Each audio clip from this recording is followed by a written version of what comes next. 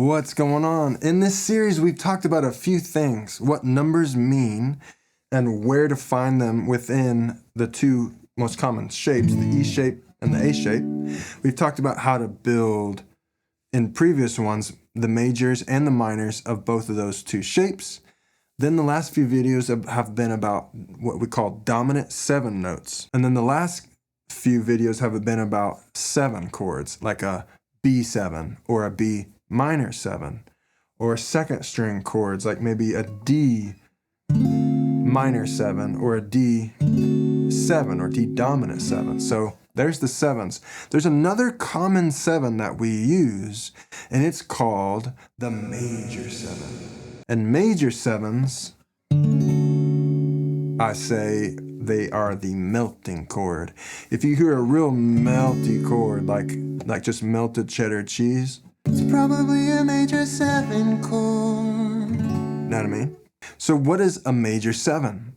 Well, it's still around the 7 position of the distance away from whatever chord you're playing. So if that's a D, da, 1, 1, 2, 3, 4, 5, 6, 7, or 7. See how those two notes are really close? I just sang a major 7 note and a dominant 7. They're both really close to an octave. Let's continue to look at the second string chord, this D note.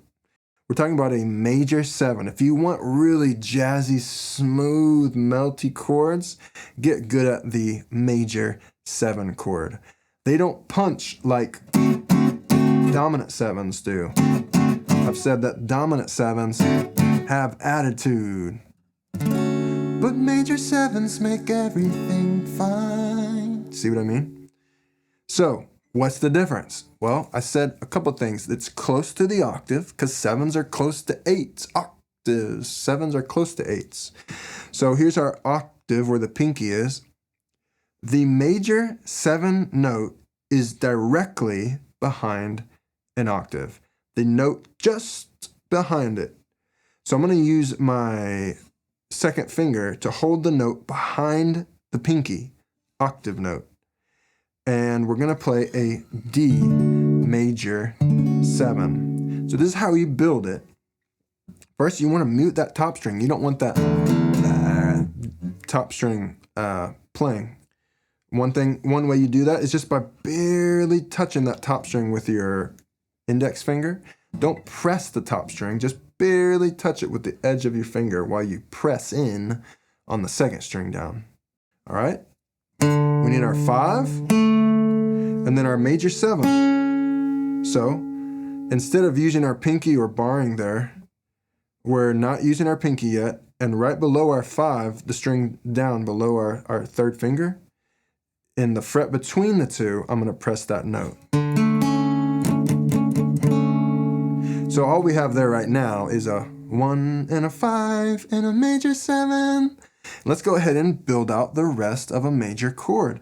We remember that in the A shape, we bar straight down. So we still need that note. That hasn't changed. All that we're changing is adding a major 7. Everything else about it needs to be the major chord. So that's why I'm going to put the pinky back here, because I need to bring that note back in. It's part of the major shape. So I can now bar this all the way down, basically holding the second string from the top and the brightest string, because now my pinky is nice and round. So I've got nothing on top, 5th fret, 7th fret, 6th fret, where the middle finger is, back to 7th fret with the pinky, and then barring all the way down to the 5th fret with our index finger. That's a D major 7 chord.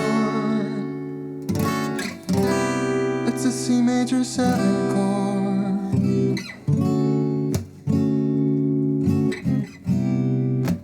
Just taking that major 7 around a little bit. D and C major 7. So that is the major 7 chord. The major 7 has just a flat note, one little flat note down from the octave.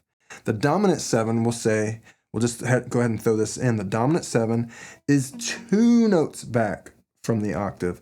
That's why we're going back to the bar when we do that dominant 7, or just when you see like a 7. Let's say you see a D7, right? Going back to the dominant 7, the 7, regular 7. I just take that note out completely because that flattens the octave 2 notes. Dominant 7, bluesy, having a little jab to it, and then back to the major 7. Completely different mood. Okay? So that make it major 7. All right? And before we stop, let's just slide this sucker down all the way to its open position. In its natural open A major 7 position. I don't need to bar anymore because I've got my bar there. So I'm going to build those same notes. So nothing on top, not strumming that string. We have open A, 2nd fret, 1st fret, 2nd fret, open string again. That's A major 7 in its open position. That's the shape that we're using to build that major 7 shape. What if we slid that A major 7 up to a D major 7, which was the example we used on the 5th fret?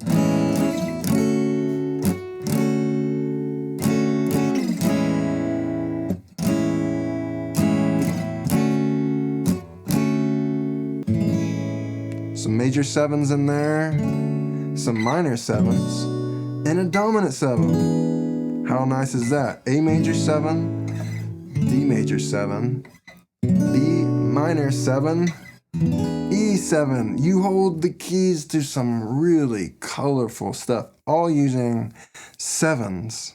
I hope that was helpful. That was major 7s built from the A string. We're not going to talk about building major 7s from the top string because definitely the most common way we build major 7s in any kind of full spectrum chord is from the A major 7 shape. Very common. So my name is Jacob Paul with Inside Out Online, and I'm going to see you on that next video.